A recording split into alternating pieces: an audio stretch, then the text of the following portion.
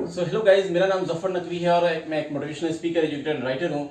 सो आज मैं आपके सामने एक ऐसे इंसान को लाया हूँ जिन्होंने अपनी बेसिक फंडामेंटल पढ़ाई या बोल से एकेडमिक पढ़ाई राजस्थान से किया और साथ साथ वहीं से तैयारी करके एनआईटी जयपुर से इन्होंने मैकेनिकल में बीटेक किया। अगर इनकी फर्दर बात करें तो इन्होंने बीटेक के बाद 1 साल जॉब की इन्होंने टाटा मोटर्स में एज अ जीटी प्रोफाइल, और उसके बाद इनके मन में कुछ ऐसा आया कि मुझे आईएएस करना है, तो ये फर्दर मूव की आईएएस के लिए, और लगातार 3 साल के प्रयत्न के बाद 2020 में इन्होंने यूपीएससी में 160 रैंक हासिल किया। सो आज मैं बात करने वाला हूँ चिराग जैन सर का। Mister Chirag Jain, please welcome. Thank you very much, thank you. So Chirag Jain sir, कैसा रहा सफर आपका और क्यों आप यूपीएससी में आए? सबसे पहले ये पूछना चाहूंगा। मुझे मोटिवेशन चाइल्डहुड से ही था कि आईएएस की परीक्षा में जाना है, क्योंकि इस पद पर आने पर आपको बहुत सारी अपॉर्चुनिटी रहती है कि आप समाज के लिए कर सकें और आपको एक समाज में प्रतिष्ठा भी बहुत मिलती है। तो मेरे बचपन से ही था, पर एक थोड़ा सा सेल्फ डाउट था, तो इसलिए डिसीजन अर्ली नहीं ले पाया और थोड़ा टाइम लगा। पर हाँ, मैं बहुत पहले से सोचा हुआ था। बहुत अच्छा। सो मैं एक चीज पूछना चाहूंगा सर कि जब आप 10th में थे और वहां से एक मोटिवेशन शुरू से ही चलता आ रहा कि यूपीएससी करना है, या फिर बीटेक के बाद आया? जो फिक्स डिसीजन था कि मुझे करना ही है, वो बीटेक के बाद हुआ। उससे पहले मेरे दिमाग में वही, मैं पहले कहीं ना कहीं चल रहा था, कहीं दिमाग में मैंने एक मोटो था कि करना है, बस ये अभी करना या बात करना, क्योंकि सिंपल ग्रेजुएशन करना होता है। तो आज के जनरल देखा जाए तो सभी लोग बीटेक करते हैं। बीटेक के बाद माना भी गया है कि थोड़ा सा आपकी थिंकिंग लेवल बढ़ जाती है और आप एनालाइज कर पाते हो चीज़ों को। एक और बात करें तो पढ़ने का तरीका मिल जाता है, जो कि आप सिंपल ग्रेजुएशन में नहीं सीख पाओगे शायद। तो अगर मैं बात करूं कि फर्दर, तो आप जैसे 10th में किया, आपने 10th के बाद आपने बीटेक किया, तो क्या बीटेक का कोई फायदा होता है वाकई इसमें? मुझे लगता है कि डायरेक्टली फायदा तो नहीं है, पर हाँ इनडायरेक्टली बहुत फायदा होता है। बहुत लॉजिकल एटीट्यूड आपका जो डेवलप होता है ना, वो आपको इस एग्जाम को स्मार्टली स्टडी करने में बहुत हेल्प करता है। आप किसी चीज़ की भी एक मैकेनिकल अप्रोच जो है, जो चाहिए, बेसिक जो चीज़ें चाहिए, वो आप अच्छे से डेवलप कर पाते हो एज ए बीटेक। बाकी डायरेक्टली तो मुझे नहीं लगता कि कोई फ़ायदा होता है। ज्योग्राफी में जैसे कुछ कॉन्सेप्ट टेक्निकल होते हैं, तो वो मुझे समझने में हेल्प रही, मेरा ऑप्शनल था, तो ये मेरे को थोड़े फायदे लगते हैं। तो जैसे आपने बताया कि आपका ऑप्शनल ज्योग्राफी था, तो आपको ज्योग्राफी पढ़ने में कैसा रहा अदर सब्जेक्ट? जैसे आपने फर्दर हिस्ट्री भी ट्राई किया होगा, पॉलिटी भी ट्राई किया होगा, आपने सोशियोलॉजी भी किया होगा, तो ज्योग्राफी कैसा रहा सफर? तो ज्योग्राफी एक्चुअली जब स्टार्टिंग में मैंने जीएस की पढ़ाई स्टार्ट की, तो मुझे क्लियर नहीं था कि मुझे क्या ऑप्शन लेना है। तो मैंने 3-4 सब्जेक्ट जो अपन जीएस में पढ़ते हैं वहीं से स्टार्ट किया। पर मुझे ज्योग्राफी में थोड़ा इंटरेस्ट आया, क्योंकि वो थोड़ा टेक्निकल सब्जेक्ट है। उसके अलावा उसमें जो राइटिंग स्टाइल और जो प्रेजेंटेशन चाहिए, मुझे काफ़ी मुझे लगा कि मेरे लिए सूटेबल है। और फिर इस एग्ज़ाम में जो ज्योग्राफी की इम्पोर्टेंस है, वो ऐसे भी है क्योंकि वो जीएस में भी आपको बहुत हेल्प करती है, इवन पेपर 1 एंड पेपर 3 में।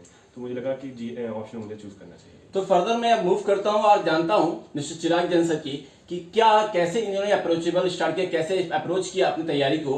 तो आप शुरू से अपनी तैयारी के बारे में प्लीज हम हमारे व्यूअर्स को बताएं, और जो भी यहाँ पे तैयारी करने वाले आज के डेट में बहुत सारे से बच्चे हैं जो अपने गाँव या शहर से कर रहे हैं, हो सकता है वो दिल्ली नहीं आ पाते हो, कि उनको दिक्कत आती हो या सही अप्रोच नहीं मिल पाता हो, तो उन बच्चों के लिए मैं आपसे आपके थ्रू आपके माध्यम से मैं ये जानना चाह रहा हूँ कि कैसे अप्रोच किया जाए पढ़ाई को।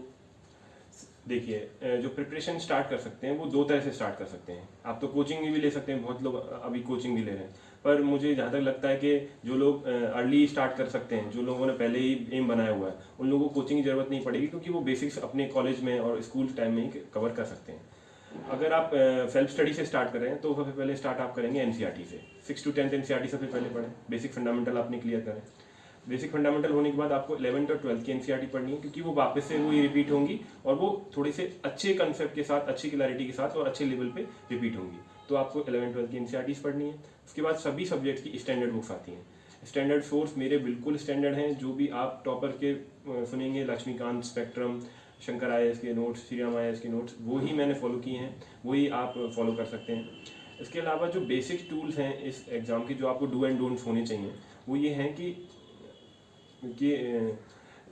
सबसे पहले तो अपने सोर्सेज को लिमिट करें। सोर्सेज बहुत ज़्यादा डाइवर्सिफाई ना करें, क्योंकि ये एग्ज़ाम में क्या है, वो लोग बोलते हैं कि कितना भी सिलेबस है तो आप कुछ भी पढ़ सकते हैं।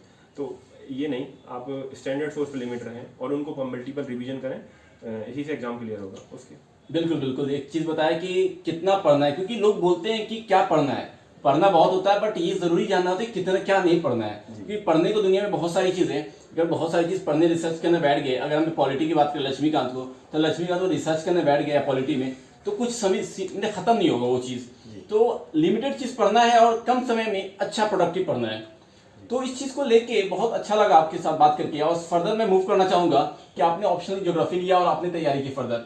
तो एक चीज और आप लोगों को बता दूं कि सर ऑलरेडी एक आईपीएस ऑफिसर हैं, जिन्होंने हमने बताया कि 160 रैंक इन्होंने हासिल किया 2020 में, तो ऑलरेडी आईपीएस ऑफिसर हैं, बट फर्दर वो आईएएस के लिए मूव करना चाहते हैं। तो मेरा क्वेश्चन एक और है कि आप आईएएस के लिए क्यों मूव करना चाहते हैं, क्यों आईपीएस क्यों नहीं?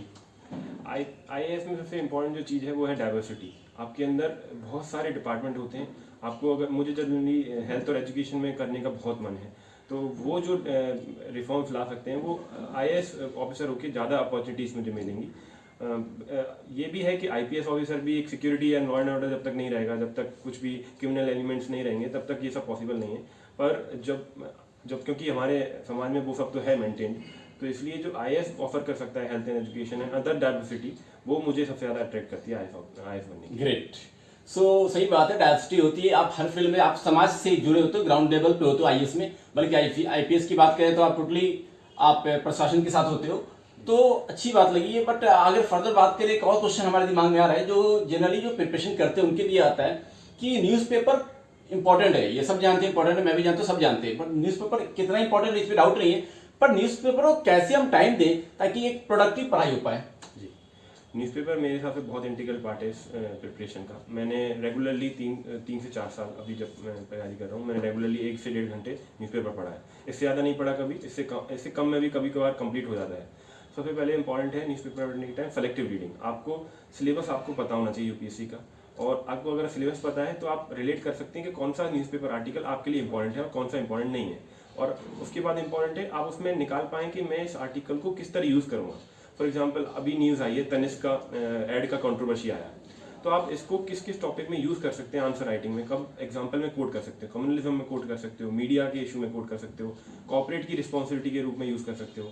तो अगर ऐसे आप अगर टैगिंग करेंगे चीज़ों की तो आपके लिए बहुत हेल्प होगा। मैंने ऐसे स्टैंडर्ड जो टॉपिक हैं जो मतलब बहुत न्यूज़ में रहते हैं, उनकी कोई ऐसे न्यूज़पेपर के नोट्स नहीं बनाए, क्योंकि वो मंथली मैगजीन जो होती हैं कोई भी कोचिंग की वो कवर कर लेती हैं। पर ये जो केस स्टडीज़ हैं, एग्जाम्पल्स हैं, उनको मैंने जरूर से नोट किया, जिससे कि मैं उनको अपने आंसर्स में डाल सकूँ, एनरिच कर सकूँ।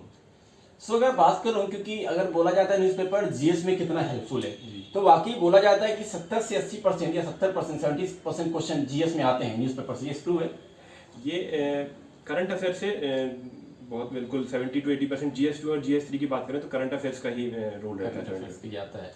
फर्दर मैं मूव करता हूं और एक और क्वेश्चन की तरफ बढ़ता हूं, जो कि हमारे जो भी एस्पिरेंट है तैयारी कर रहे हैं उनके लिए, जो कि है answer writing. Answer writing is very important. आप क्या चीज लिख रहे हो उसको रिप्रेजेंट कैसे करो, बहुत इंपॉर्टेंट होता है। तो आंसर राइटिंग में अपना क्या आप बोलना चाहेंगे?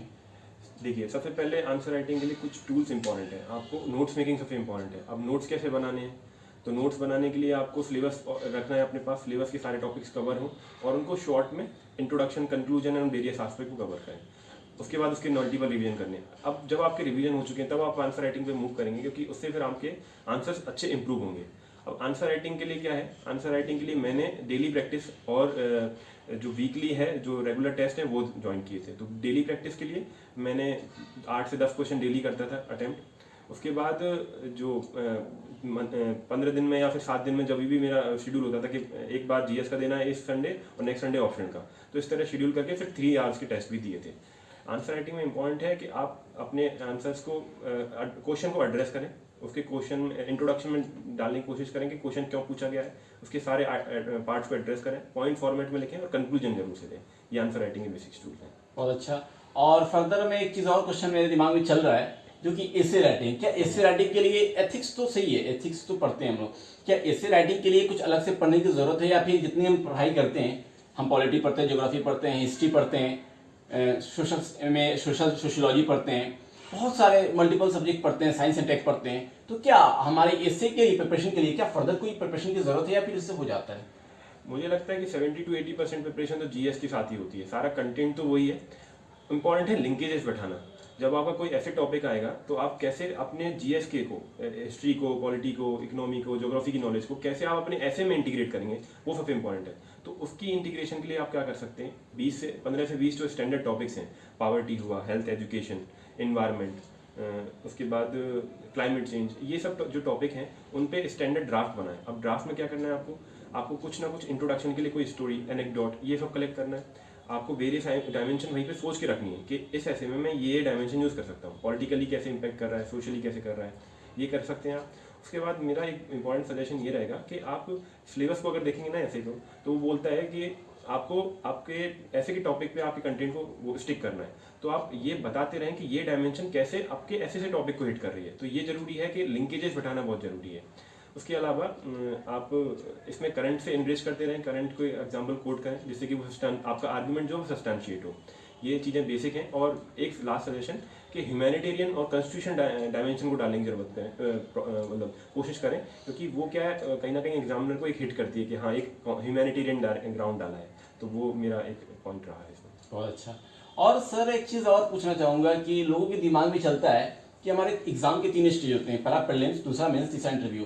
तो बेसिकली क्या होता है कि बहुत सारे वैसे बच्चे होते हैं जो प्रीलिम्स तो निकाल लेते हैं पर इंटरव्यू के वही लगातार 4 साल से छटते आ रहे हैं। रीज़न क्या हो सकता है इंटरव्यू में छटने का? मेंस के मार्क्स कम आना यही एक रीजन हो सकता है। Exactly.